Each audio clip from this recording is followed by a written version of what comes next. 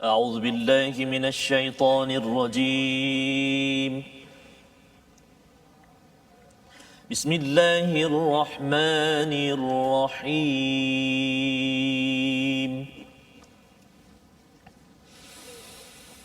وإذ قالت الملائكة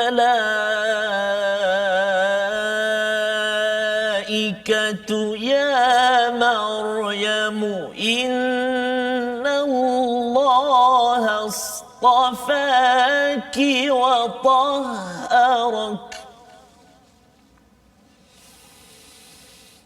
إن الله اصطفاك وطهرك واصطفاك على نساء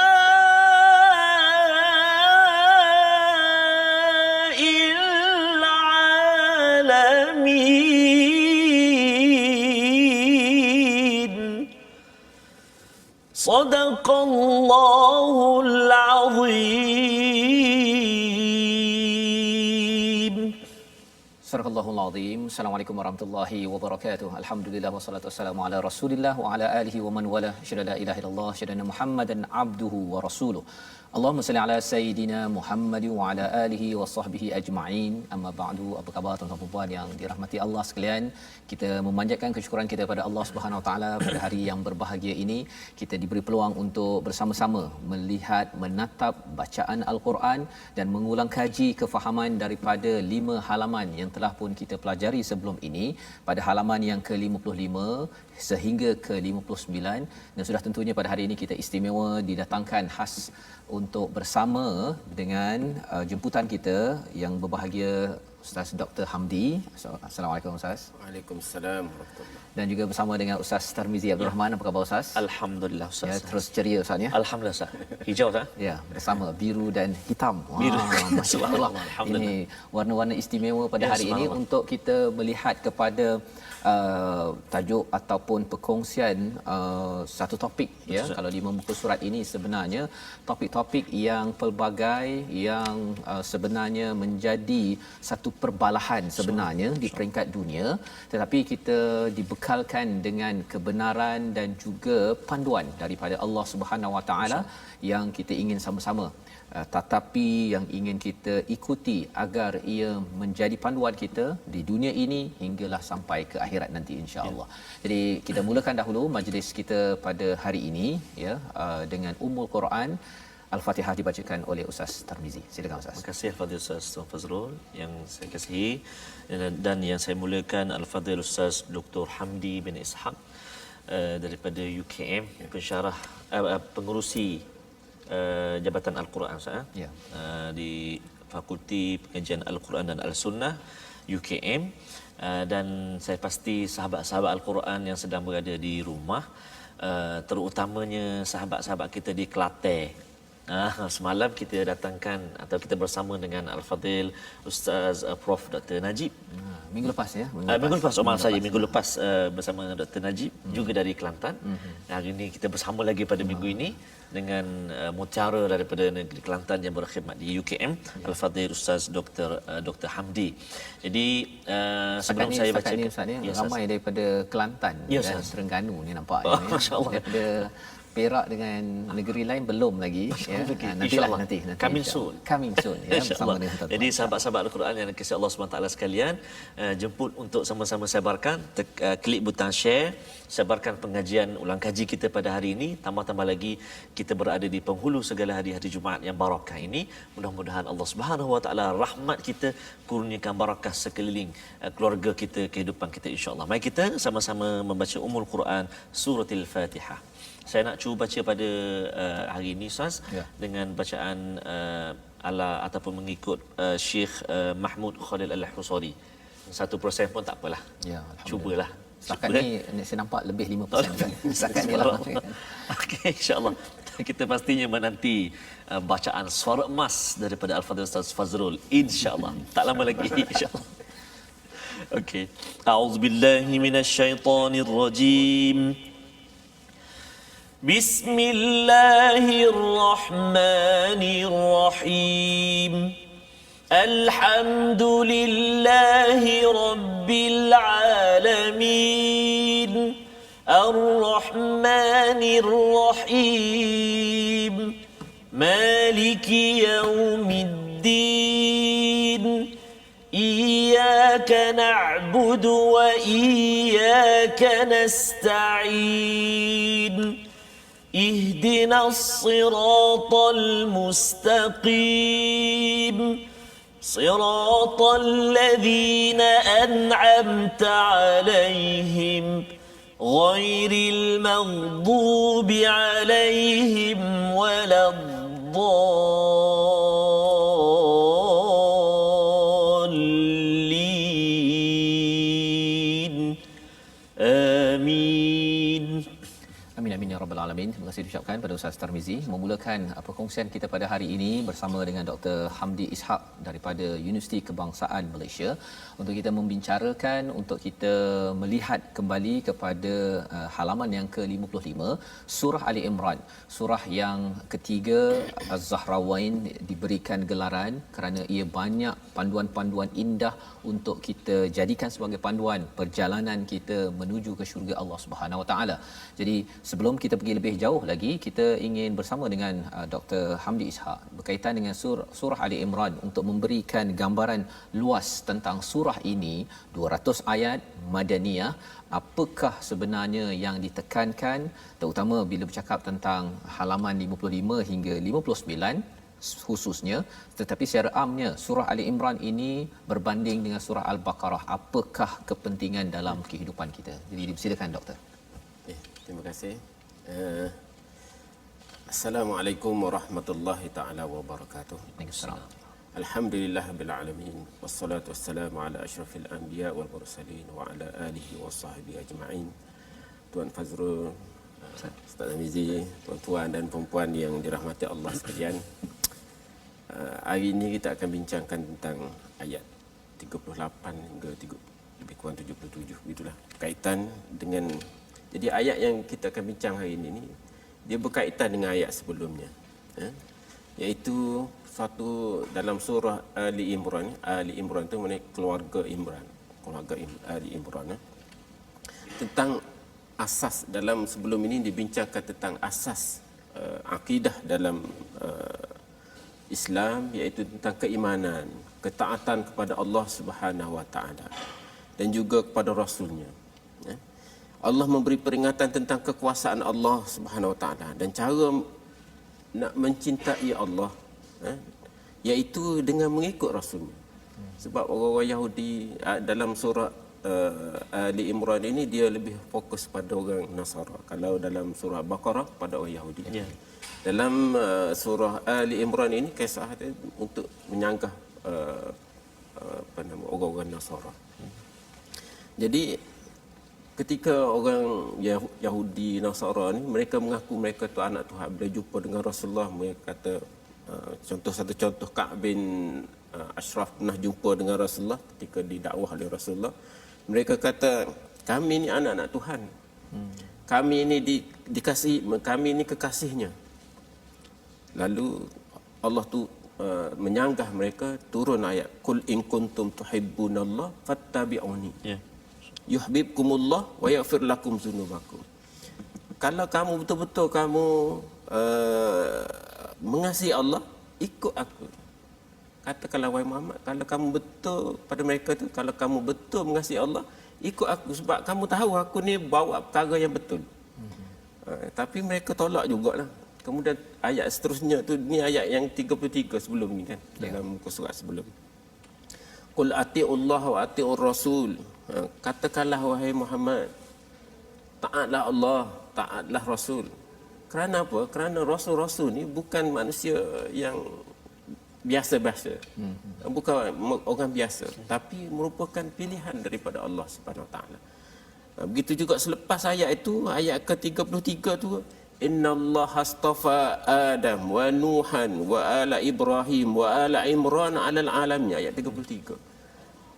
Allah sebut sesungguhnya Allah telah pilih Nabi Adam, Nuh, keluarga Ibrahim, keluarga Ali Imran ini, keluarga Imran ini sebagai melebihi daripada orang-orang lain, manusia-manusia lain. Jadi kita nak tengok dalam, jadi selepas ini mungkin kita akan bincangkan apakah kelebihan-kelebihan Ali Imran ini, keluarga Imran ini, dan apa yang kita boleh ambil iktibar, insya-Allah. Insya-Allah. Terima kasih Dr. Hamdi ya, berkongsi tadi tentang insan pilihan Allah Subhanahu Wa Taala ya, dan bercakap tentang insan pilihan ini, dia ada kaitan dengan ketua ya, orang-orang yang dipilih di sisi Allah Subhanahu Wa Taala, dan ini ada kaitan dengan ketaatan kita sesama manusia ya. Kalau kita bercakap tentang dalam organisasi, kita ada ketua, kita ada ke dalam keluarga ada ibu, ada ayah, semua itu adalah authority yang ada kuasa, tapi kuasanya itu bukanlah mutlak sebenarnya ya. Kuasa itu adalah tertakluk kembali kepada kebenaran daripada Allah Subhanahu Wa Taala, tetapi Allah berikan contohnya dalam yang doktor nyatakan tadi, nabi-nabi ini kerana mereka ini sedang membawa mesej kebenaran yang secara praktikal yang perlu ditaati. Jika tidak, mungkin macam doktor cakap tadilah ya, orang-orang Nasrani dia menyatakan bahawa kami ini adalah pilihan ya, dan mereka tidak perlu merujuk kepada kebenaran dan juga contoh teladan di peringkat manusia, dan kesannya ialah mereka buat apa sahaja di dalam kehidupan mereka. Jadi ini pelajaran untuk kita ambil ya, dan pada halaman ke-55 ini kita berbicara tentang Nabi Zakaria ya. Allah memulakan dulu tentang kisah Ali Imran, kemudian anaknya Maryam, kemudian yang dijaga oleh Nabi Zakaria. Ketika dah dipilih siapa yang akan menjaga, Nabi Zakaria ini menyaksikan satu perkara yang pelik Ustaz ya, iaitu bila ada buah-buahan di luar musim ketika Maryam berada di mihrab. Jadi pada waktu ini Nabi Zakaria berdoa mengambil kesempatan daripada peluang yang terbaik pada masa terbaik untuk memohon anak ketika beliau sudah pun berumur. Jadi mungkin Ustaz Tarmizi kita baca dahulu apakah doa tersebut, doa yang sebenarnya boleh kita amalkan juga dalam kehidupan kita seharian, dan mungkin lepas ini Dr. Hamdi akan mengupas Nabi Zakaria ini siapa dan mengapa kisah ini diberi highlight, diberi penekanan sebelum membawa kepada kisah Nabi Isa alaihissalam. Jadi sila Ustaz Tarmizi ayat 38 dan ayat 39 insya-Allah. Kita nak baca sekarang ayat 38 dan 39. Sekarang ni pengajian kita di muka surat 55. Dua ayat yang kita nak bacakan itu atas, kita letak ayat tu 38 dan juga 39. Saya nak cuba baca dengan bacaan lagu ataupun taranum Hijaz insya-Allah. A'udzu billahi minasy syaithanir rajim. هنالك دعا زكريا ربه قال رب هب لي من لدنك ذرية طيبة إنك سميع الدعاء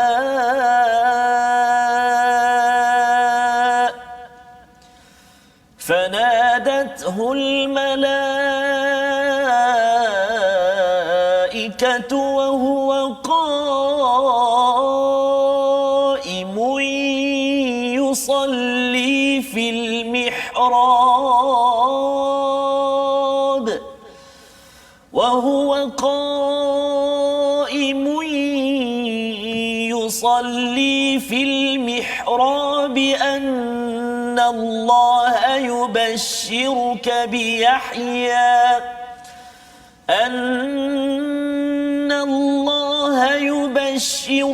بيحيى مصدقا بكلمة من الله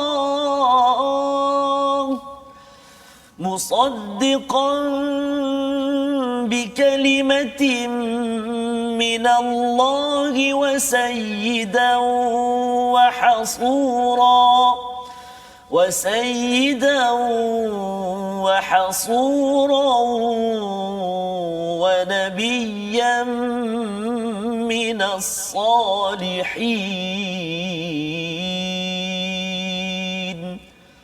Sadaqallahul azim.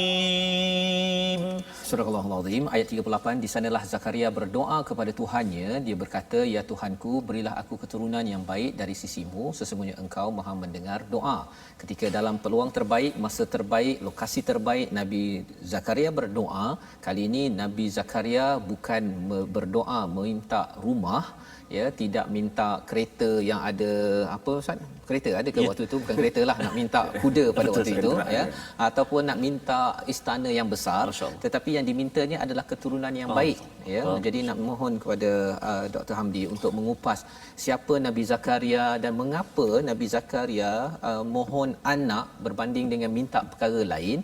Adakah ini ada kepentingannya untuk manfaat kita bersama pada hari ini? Silakan doktor. Okay, terima kasih Tuan Fazrul. Jika kalau kita lihat daripada ayat yang dibacakan tadi tentang Nabi Allah Zakaria.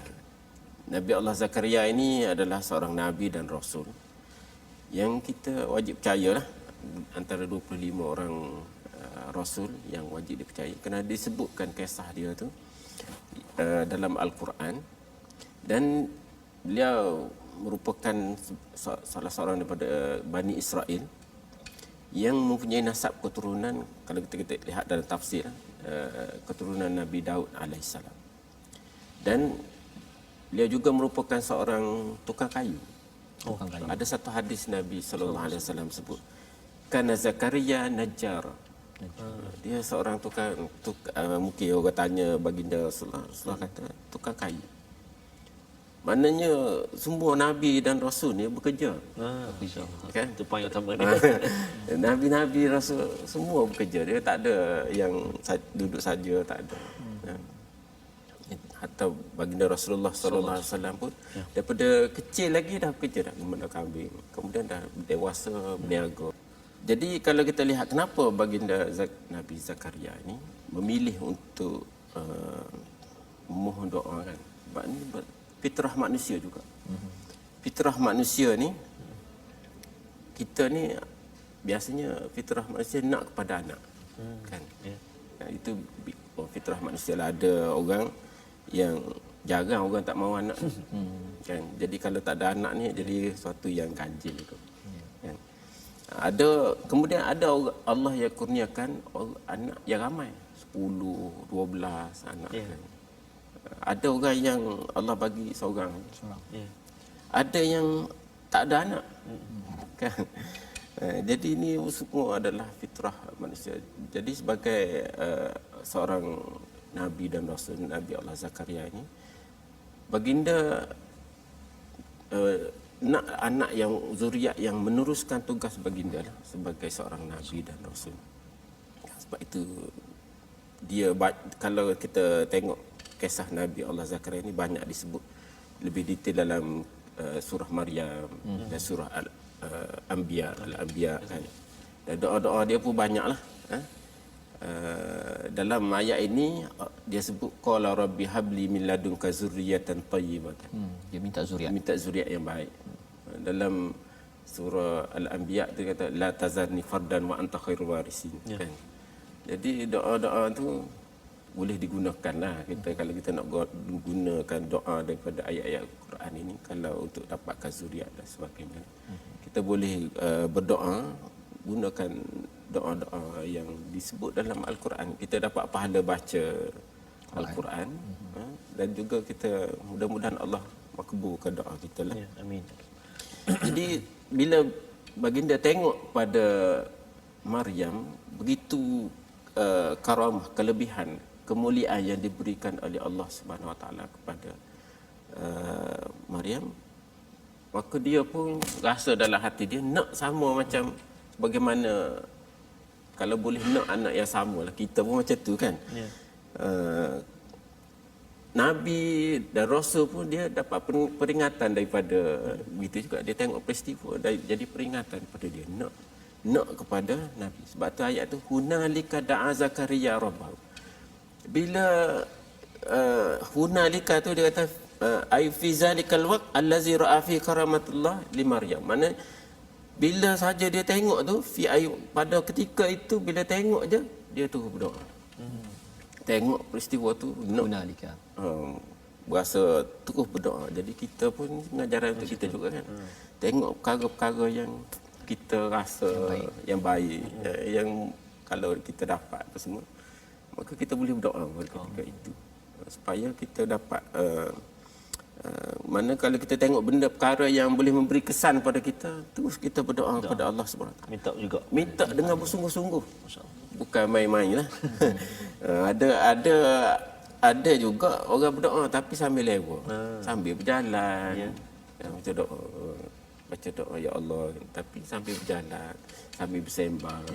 Jadi macam mana kita kesungguhan kita memohon doa kepada Allah Subhanahu Wa Taala itu tidak bila sambil lewa tu bagaimana Allah nak memperkenankan doa-doa kita tu. Nah itu. Jadi tentang Nabi Zakaria ni doktor ya. Jadi bila Nabi Zakaria ni berdoa dan dalam masa sama Maryam kan ada dua peristiwa yang istimewa lah di sini kan. Maksudnya Maryam dapat sesuatu, Nabi Zakaria mengambil kesempatan pada waktu itu juga berdoa. Dapat Nabi Yahya bila istilah pada ayat 39 ini musaddiqam bikalimatim minallah, dia ada kaitan dengan kalimah Allah yang diberikan gelaran kepada Nabi Isa pada anak kepada Maryam. Jadi kalau di hujung itu doktor ya ayat muka surat 55 itu ada istilah bikalimatim minhus muhul masihu Isa bin Maryam. Jadi ada dua, maksudnya kalimah Allah satu dan yang keduanya al-Masih Isa bin Maryam. Kalau doktor boleh menjelaskan pula tentang Nabi Isa sebelum kita kembali balik pada Sayyidatina Maryam, iaitu Nabi Isa ni mengapa digelar kalimatullah ataupun juga al-Masih, pasal al-Masih ini juga digelar ataupun diberikan pada ad-Dajjal juga kan. Jadi ada dua perkara yang mungkin doktor boleh cerahkan di situ. Terima kasih. Kalimah bikalimatin tu dia gelaran kepada Nabi Isa. Disebutkan Al-Masih Isa bin Maryam, disebutkan dalam tafsir-tafsir. Al-Masih diberikan gelaran Al-Masih itu masaha daripada perkataan masaha, sapu atau sentuh sentuh. Sebab dikatakan Isa bin Maryam ini seorang yang tidak berada satu tempat, dia banyak bergerak. Ya, banyak bergerak antara inilah dia tidak berada satu tempat. Dan juga masaha itu juga bila baginda sapu penyakit-penyakit kroniknya terus sembuh. Terus sembuh.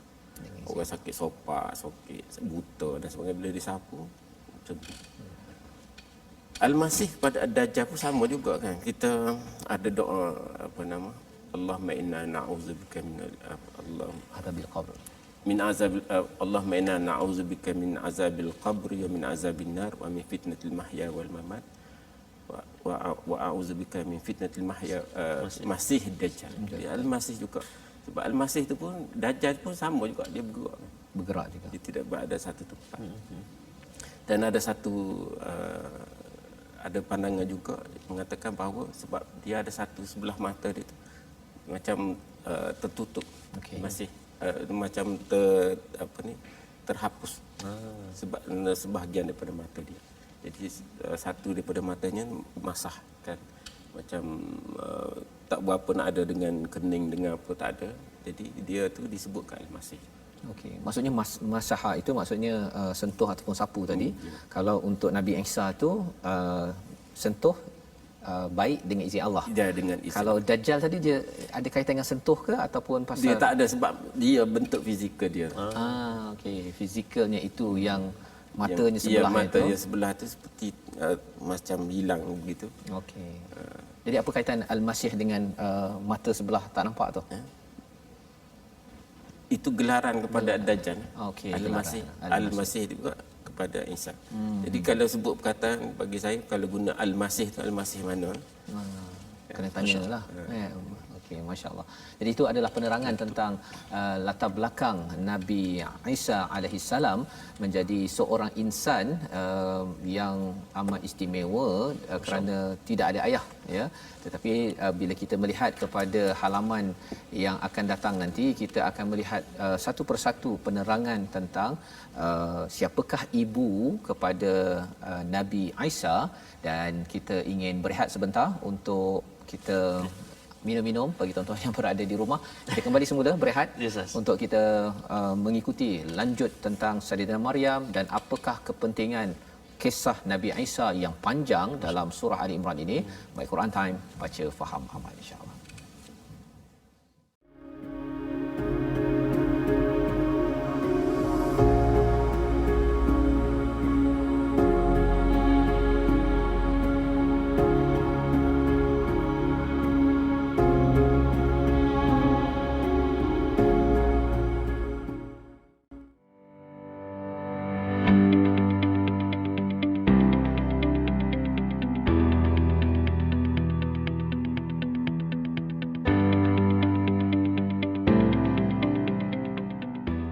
اللهم صل على محمد يا ربي صل عليه وسلم اللهم صل على محمد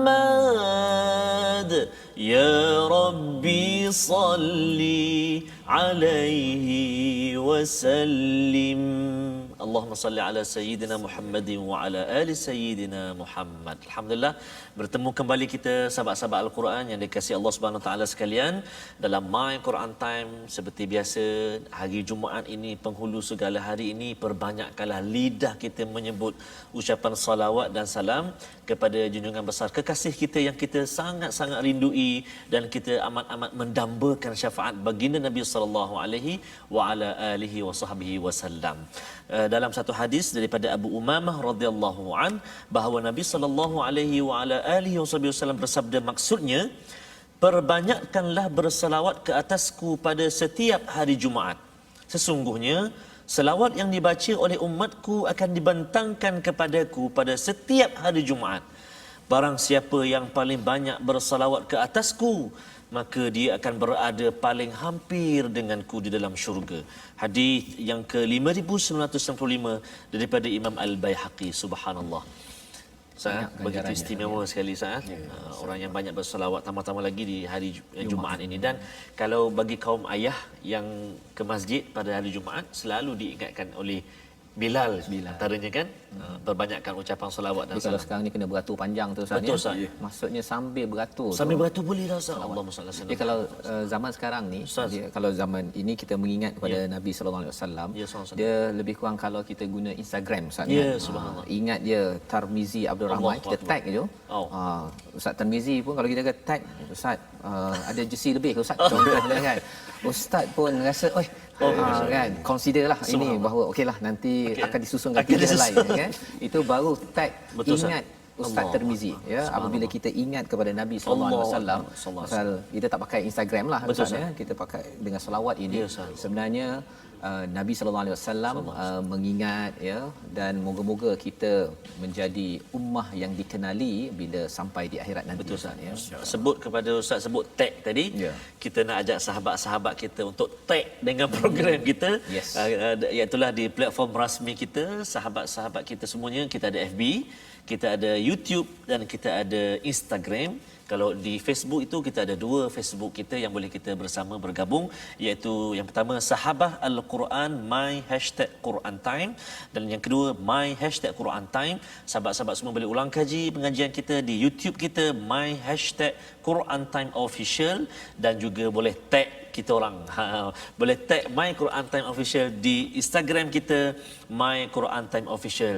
Dan juga saya nak mengajar sahabat-sahabat yang saya kasih sekalian semuanya untuk terus menghantar video-video menarik kepada kita untuk kita paparkan, untuk kita sama-sama kongsi tentang mungkin anak-anak kita ke ataupun kita sendiri, kita berinteraksi dengan Al-Quran, mungkin ada yang talik taranum ataupun bertadabbur dalam lebih kurang 30 saat ataupun 1 minit panjang video itu duration dia, boleh hantar kepada kami di link di bawah tu untuk sama-sama kita sebarkan video-video menarik kita. Tapi jangan lupa untuk hashtag video MQT. Jadi kita teruskan pengajian kita pada hari ini. Masya-Allah, terima kasih Ustaz Tarmizi ya. Kita ingin meneruskan, dan tuan-tuan yang ada nota-nota yang bagus, sila kongsi di platform sebentar tadi agar kita boleh mengulang kaji ya. Saya pernah bertanya di Facebook bila kita dah habis surah Al-Baqarah ya, macam mana nak pastikan yang 286 ayat tu Prof ya, agar dia kadang-kadang dah habis surah Al-Baqarah, dia terlupa pula pengajaran surah Al-Baqarah. Dia dah masuk Ali Imran ni 200 ayat kan. Jadi kena ada sentiasa ulangan. Dan kalau Prof lah, Prof boleh berkongsi sikit macam mana nak pastikan pelajaran daripada Al-Quran ini ya, pasal ia ada 604 muka surat Prof. Jadi nasihat kepada pembaca-pembaca Al-Quran, pengikut My Quran Time, macam mana nak pastikan intipatinya tidak lupa dan akhirnya kita dapat jadikan amalan. Silakan Prof. Ya, kalau kita nak jadikan sebagai amalan kita dan kita tidak lupa, kena selalu baca, itu je. Dia punya kalau orang hafal Quran pun dia kena murajaah, ulang balik. Betul. Kalau kita hafal sesuatu, kalau lama kita tinggal, dia kalau kita dalam pendidikan pun, kalau kita belajar sesuatu perkara, bila kita tinggalkan dia, lupa. Dia akan lupa. Manusia ni kan selalu lupa. Kan? Apa-apa pun kena murajaah balik, kena baca. Sebab tu kalau boleh kita senantiasa baca, kita tengok maksud dia, tadabburnya. Jadi lama-lama sampai satu tahap, sampai dia betul-betul masuk dalam jiwa kita tu, maka baru kita boleh dapat. Masya-Allah ya. Jadi maksudnya bila bercakap tentang mengulang-ulang ini, istilah Quran itu sendiri juga Prof ya, maksudnya dibaca berulang-ulang.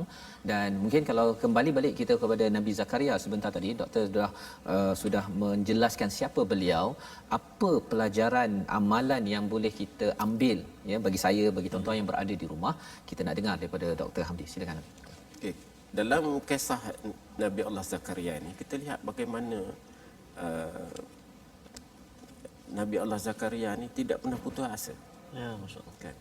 Dari segi baginda ni sebagai seorang pemimpin, sebagai seorang guru, sebagai seorang ketua pemimpin dalam ketua keluarga,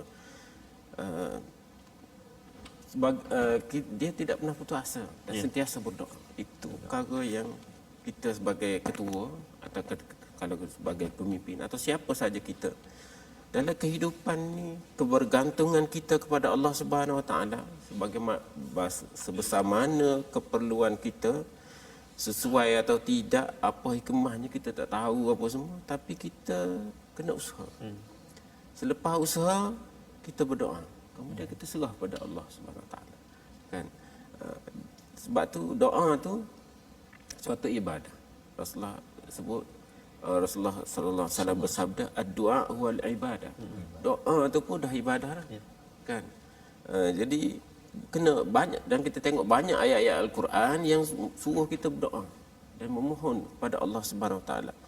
Dalam ayat surah Baqarah yang sebelum ini kita bacakan, wa iza sa'alaka ibadi anni fa inni qarib ujibu da'watad da'i iza da'an wa qala rabbukum ud'uni astajib lakum. Dan Rasulullah sallallahu alaihi wasallam pun bersabda, ma min muslim yad'u bi da'watin laisa fiha ismun wala qati'at rahmin illa a'tahu Allahu biha ihda salas. Ya? Orang Islam ni, seorang muslim tu bila memohon, berdoa kepada Allah Subhanahu Wa Taala, doa yang tidak mengandungi dosa atau tidak memutuskan silaturahim, Allah akan kurniakan salah 3 perkara. Masya-Allah. Kan? Yang pertama, Allah menyegerakan permohonan dia. Nabi kata apa? An yu'ajjila lahu da'watah. Allah akan segerakan permohonan dia. Ataupun Allah simpan untuk akhirat. Simpan. Atau yang ketiga, Allah alihkan daripada keburukan yang sama daripada dengan apa yang dipohon dia. Ada 3 benda. Kalau begitu sahabat kata, waqalu, kata sahabat, izan nuksi, kami akan banyakkan berdoa. Banyak berdoa. Sabda Rasulullah, Allahu aksa. Allah tu kurnia lagi banyak daripada yang kita minta. Jadi lepas kita berdoa, kita bertawakal pada Allah Subhanahu Wa Taala. Apa yang kita dah usaha, kita dah doa, pun kita serah pada Allah. Sebab Allah yang mahu mengetahui apa yang terbaik untuk kita. Kan? Boleh jadi yang kita nak tu kan, Betul? Tak baik. tak baik kan. Allah kata wa asa an takrahu syai'an wa huwa khairul lakum. Ya. Wa asa an tuhibbu syai'an Masyaallah. wa huwa syarrul lakum. Wa huwa syarrul lakum. Boleh jadi kita nak sangat tu, dia tak baik untuk kita. Betul. Dan boleh jadi apa yang kita tak nak tu yang terbaik untuk kita. Betul. Jadi itu pengajaran yang besarlah kita tengok.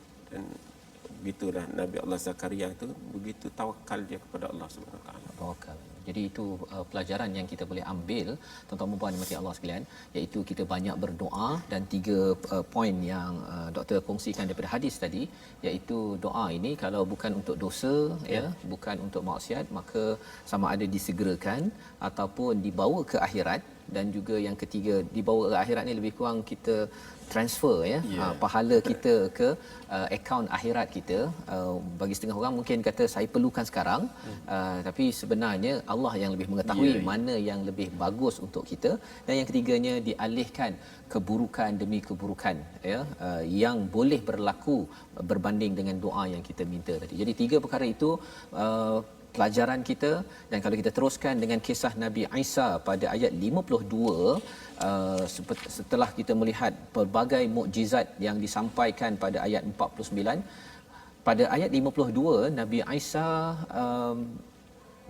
merasakan ada orang yang kufur, yang keinginan untuk merosakkan, yang tidak beriman kepada beliau. Maka beliau bertanya, siapakah yang menjadi penolong, ya, kepada Allah Subhanahu Wa Taala, menuju pada agama Allah Subhanahu Wa Taala. Jadi kita nak mendengar kisah Nabi Isa, tapi kita dengar dahulu bacaan ayat 52. Silakan Ustaz Tarmizi, kita baca bersama tuan-tuan yang berada di rumah. Baik, terima kasih kepada Ustaz Fazrul, yang saya kasih kepada Dr. Hamdi, khususnya sahabat-sahabat Al-Quran, ibu ayah yang saya kasih dan rahmatullah SWT. Kita nak baca sekarang pada muka surat 56 kisah Nabi Allah Isa AS. Ayat tu terletak di bawah sekali, ya, ayat 52. Jom kita baca insya-Allah sama-sama ikut, ya. Cuba yang ni nak baca secara tahqiq pula Ustaz, bacaan tahqiq ataupun lagu menjawab, jadi mungkin boleh jadi latihan juga kepada sahabat-sahabat Al-Quran, penonton semua, untuk cuba nafas macam mana kan. Mungkin tuan-tuan dan puan-puan sahabat-sahabat Al-Quran semuanya nafasnya lebih panjang daripada saya. Mungkinlah ada lebih lagi balance lagi. Saya berhenti, tuan-tuan panjang lagi nafas. Baguslah, terbaiklah. Kalau maknanya kita boleh cuba tengok sampai tak dengan saya ataupun lebih lagi, Baik, kita cuba. A'udzubillahi minasyaitonirrajim. Falamma ahassa Isa minhumul kufr قال من أنصاري إلى الله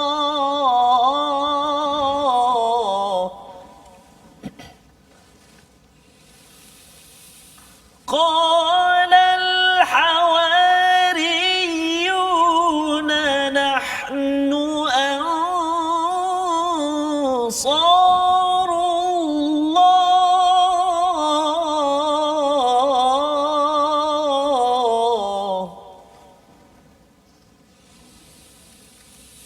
قال الحواريون نحن أنصار الله آمنا بالله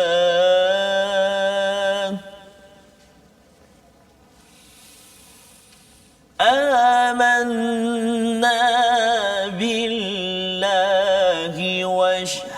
واشهد بأننا مسلمون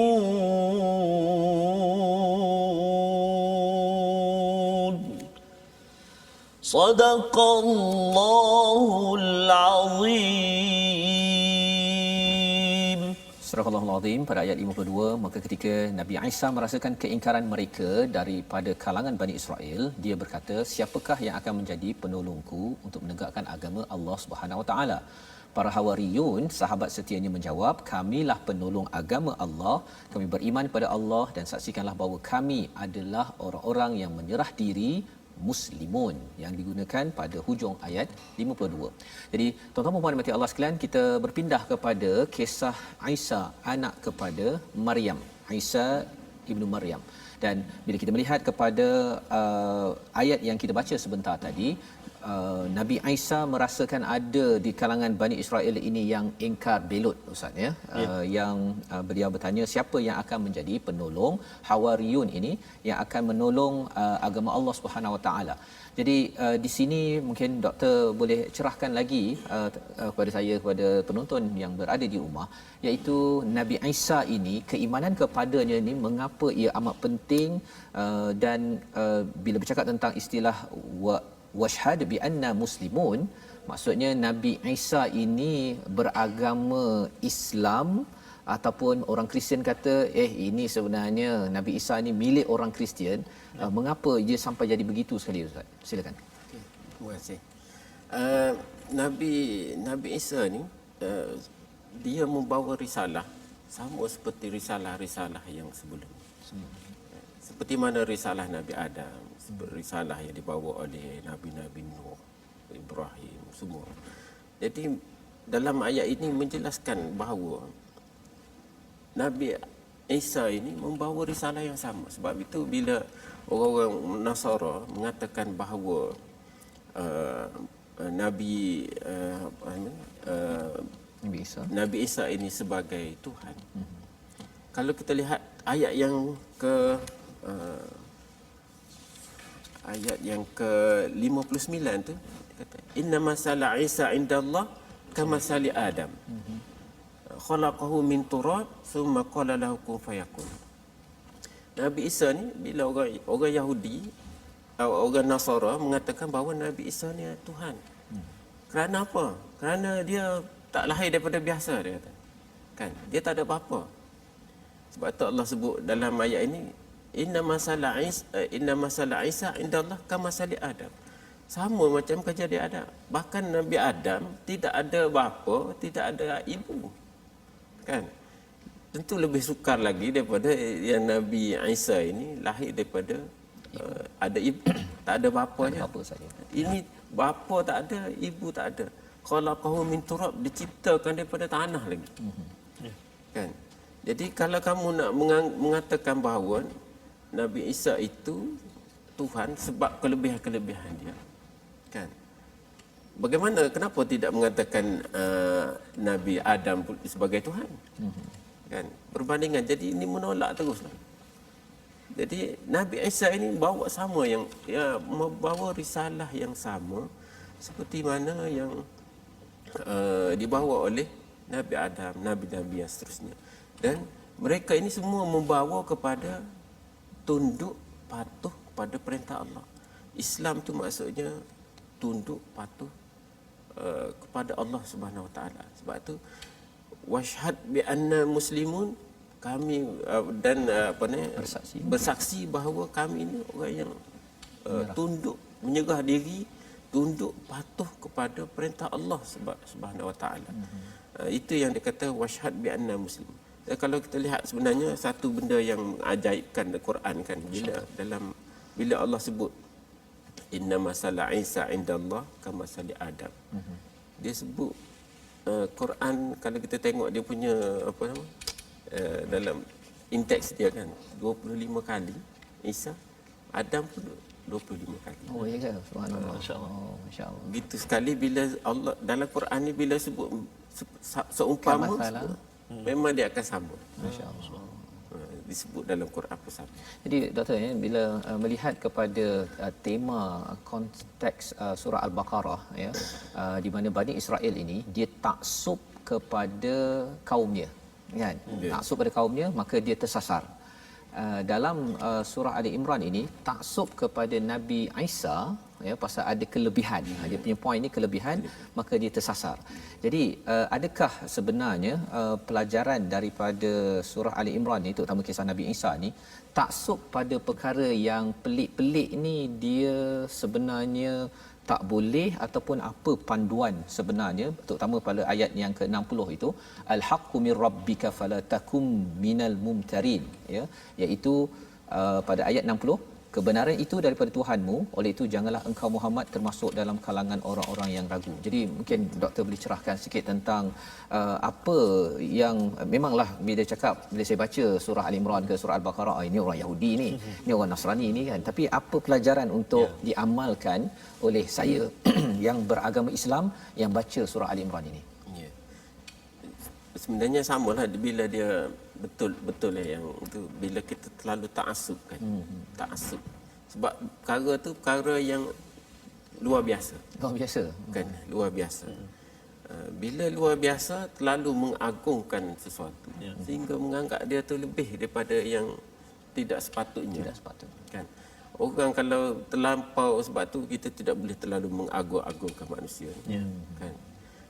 Kita kisah yang ni cerita apa ni, Nabi Isa, cerita Maryam, cerita Zakaria, kita itu kata al-haqqu mir rabbik, benda tu perkara yang jelas, yang masa tu tak ada orang tengok pun, kan, tak ada orang yang dapat membuktikan cerita tu. Cuma orang ahli kitab ni dia bercerita tentang apa yang berlaku kan, tapi tak ada buktinya. Siapa yang menyaksikan? Sama juga macam bila orang cuba nak mengkaji tentang kejadian manusia kan. Betul. Cerita siapa manusia, bagaimana terbentuknya alam, manusia kaji fiziknya, kaji tentang alam, ada Big Bang teori keluar macam-macam. Tapi tak ada orang yang menyaksikan perkara tu. Siapa yang nak menyaksikan?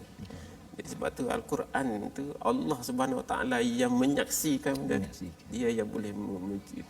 Dan tapi dari segi kita sebagai orang manusia ni, orang Islam, kita perlu berhati-hati dalam mengagung-agungkan seseorang. Jangan sampai, sebab dia jelas dah dalam Islam ni perkara-perkara yang jelas tu jelas. Al-halalu bainun, itu perkara al-halalu bainun wal haramu bainun. Halal tu jelas, haram pun dah jelas. Jadi kita tidak, jadi kita kena jadikan Quran lah panduan, Quran, hadis, pandangan-pandangan tu dah ada lengkap semua dah. Betul. Cuma bagaimana manusia tu boleh tersasar itu apabila manusia tu tidak menjadikan Quran dan hadis ini sebagai panduan dia. Betul. Bila tak jadikan tu, perkara yang jelas kata Nabi akhir zaman, Nabi Muhammad sallallahu alaihi wasallam. Bila ada orang kata mengaku dia tu nabi, memang dah tak betul dah. Tapi ada orang yang percaya.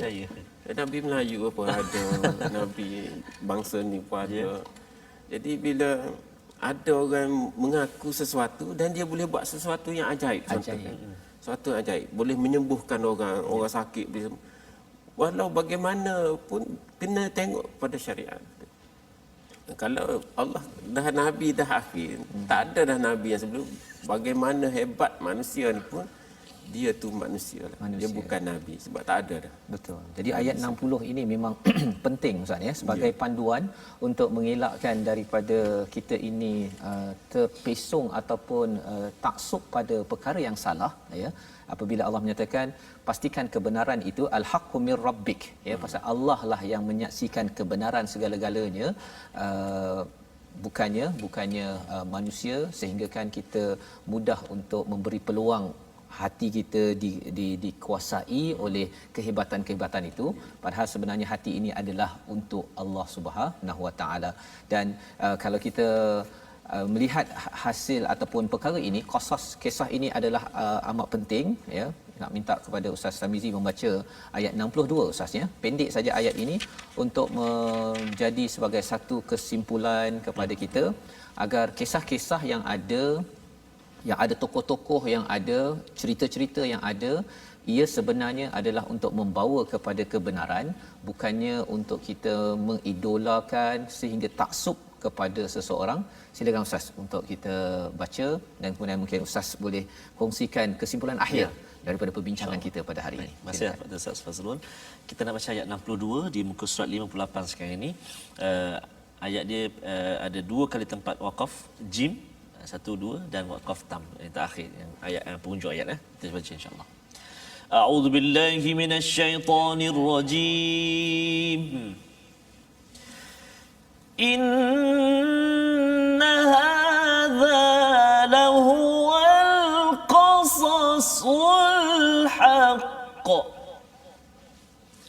wa ma min ilahin illa Allah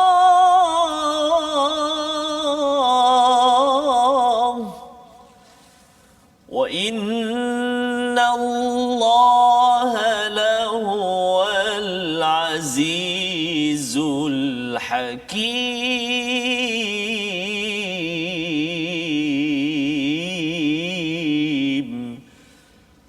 Sadaqallahul azim.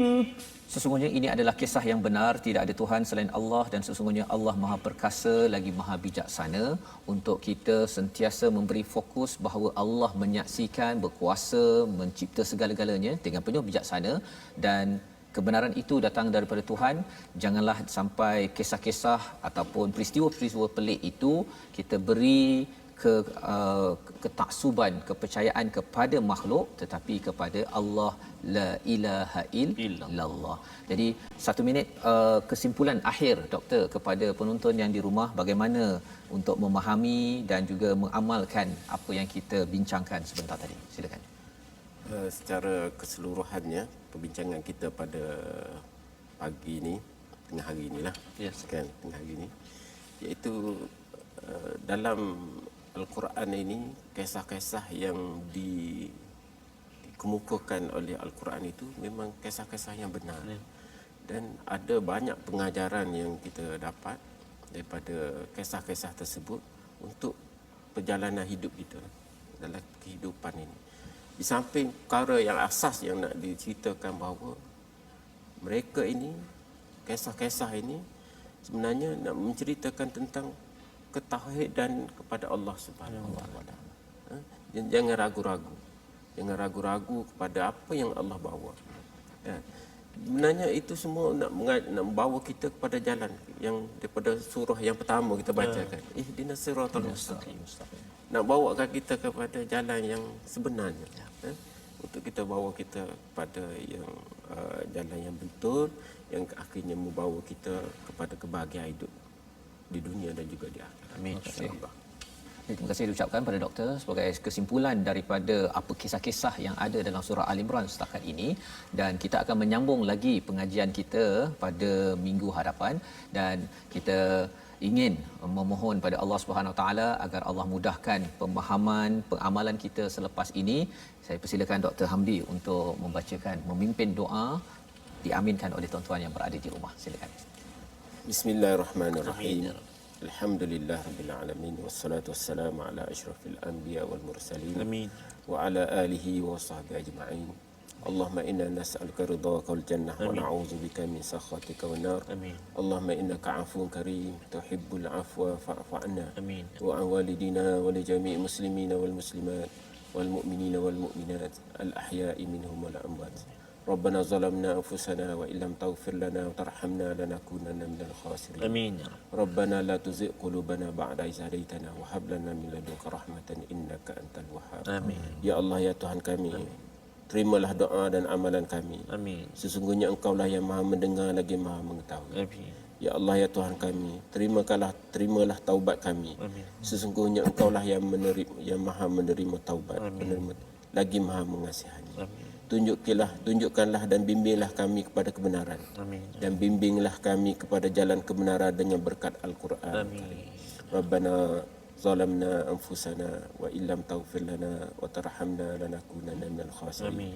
Allahumma inna na'udzubika minal baras Amin. wal junun Amin. wal juzam wa sayyi'il asqam. Amin. Rabbana atina fid dunya hasanah wa fil akhirati hasanatan wa qina azabannar. Amin. Wa sallallahu ala sayidina Muhammadin wa ala alihi wa sahbihi ajma'in. Walhamdulillah.